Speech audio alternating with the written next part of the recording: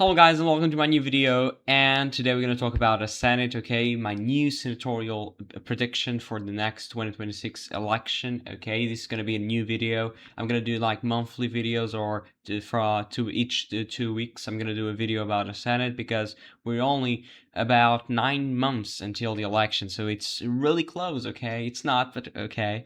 It's only 11 months, I'm sorry, not 9. But what is interesting here is that we are in a very important point, because we are almost at the end of the year, and the Trump's approval rating is going down a lot. Okay, since you hear the last approval rating polls for Trump says disapproval +10, +11. This is Rasmussen, which is not a. It's a little bit. It has a little bit of a bias towards the Republicans. So disapproval +11, wrong track +21, but this is actually normal. Many says that the country's on the wrong track. Always they say that. Disapproval +21 in this very democratic based pollster, and Rasmussen here as well, wrong track +22. So you can actually see that these approval ratings are above 10 points, apart from this morning consult poll from today, but the rest is all above 10. And then you can see here that the 2026 generic congressional vote ballot is Democrats +5, and Democrats +3, and Democrats +4. So you can say Democrats +4. That's not actually the best number. Democrats won in 2018 by 8, so this is not the best number they can achieve, but we saw that in special elections, also in general elections in November. They're actually doing great. A question. Now we're going to start the prediction for the Senate. Remember, this starts like this: 34 Democrats to 31 Republicans. But if you just add the seats that are likely to go Republican, I'm just adding those, okay? Those are the seats that are very likely, only in a very bad scenario, they will go Democratic. So this is already 46 for the Republican Party. I'm just gonna add Florida, and I'm gonna add Alaska, because Peltola can run, but even though I don't think that's feasible, at least right now, so I would say that it's gonna be 48 for the Republicans. And I'm missing Iowa, for example, Ohio, but we do have a video about Ohio, and right now I'm going to say Ohio is going to end up blue. Why? I don't know if we do have polls. Let's check here, Ohio. And so now the poll says Husted +2.5, but the last poll we have is from October. So right now I think that this is a win for Brown if the election were to happen today, okay? Which I think right now this is going to be I think Brown is going to win by a very small margin, because he's such a great candidate, okay? But the rest is not easy for the Republicans not to win a majority, okay? And now I'm going to add the very safe seats for the Democrats. You can say all of those, even though New Hampshire, you can argue that it's still a bit of a swing state, but okay, let's just come on, for the sake of the argument, say that it's going to end up Democratic by by a very great margin. Virginia as well, Illinois, and Minnesota. And now we have the last states, if you will. Colin Allred just announced that he will not run for Texas senatorial election next year. Okay, which is a very important news if you're a Democrat. He was a great candidate, and you can check here the polls from Texas, if you will.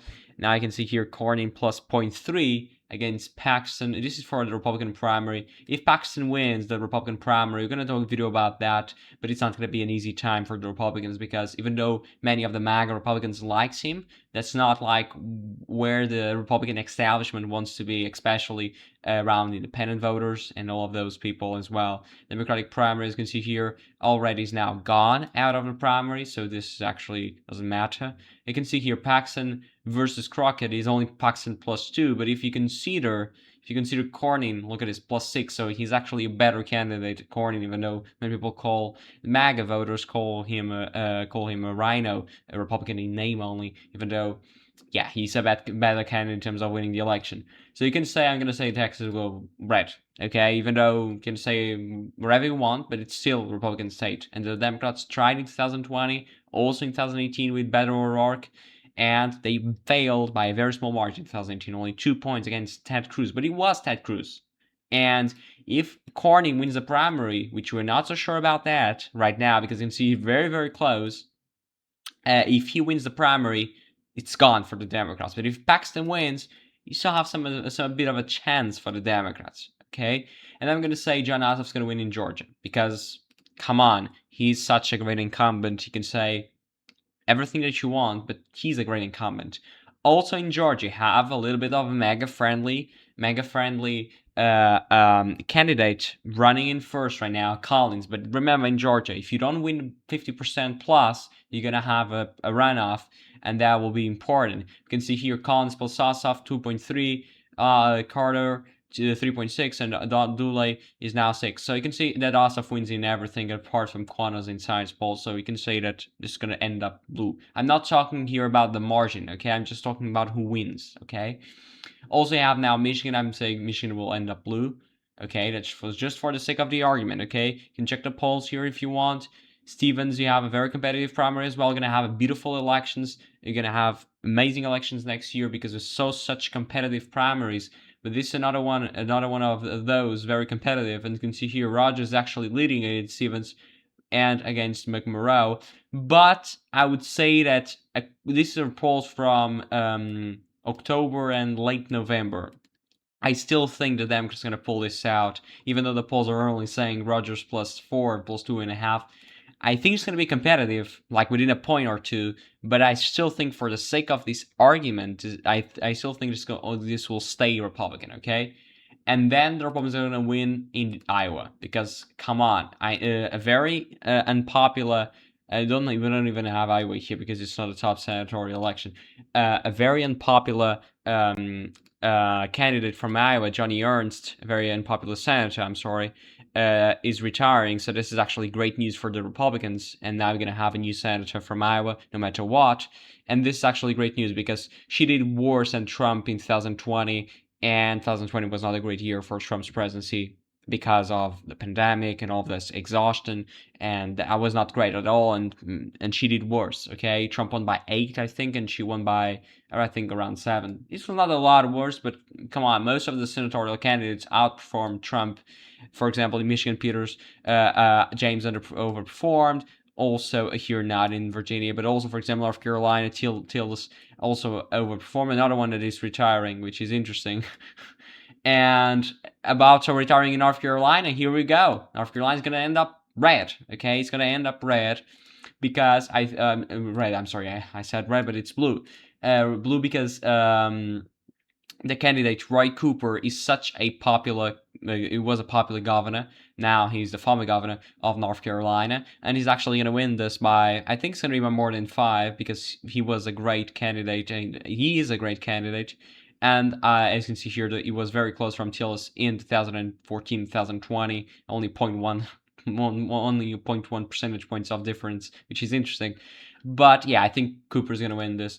In 2020, Tillis did better than Trump, but Tillis is a kind of a little bit moderate Republican, okay? And in 2020 was not an easy year for any Republican, but he was a little bit more moderated than Trump, and that's why he got a better result, especially here around the suburbs of the Research Triangle, also here around Mecklenburg County, which is Charlotte, around Raleigh and Charlotte, and especially here around Greensboro and Forsyth and Guilford County. Those are very important counties. And the Research Triangle, and also the areas, the suburbs matter, and this is what this is about, okay? And now we just have Maine left, and I think Maine is going to end up Democratic. It's going to be a pickup for the Democratic Party, even though I'm not so sure about this, because as you can see here, depending on the candidate, we have Mills is the incumbent governor of the state of Maine. You also have Planner. So if Mills wins, it's probably easier for the Republicans. Okay, it's probably easier for the Republicans if Mills wins. But we're not so sure about that because it's such a competitive race. Even though here the polls you can say by a very big margin. I don't know if Maine has 50% plus. Otherwise, you have a ranked choice voting. I think you do have that in Maine. That's why 49.5.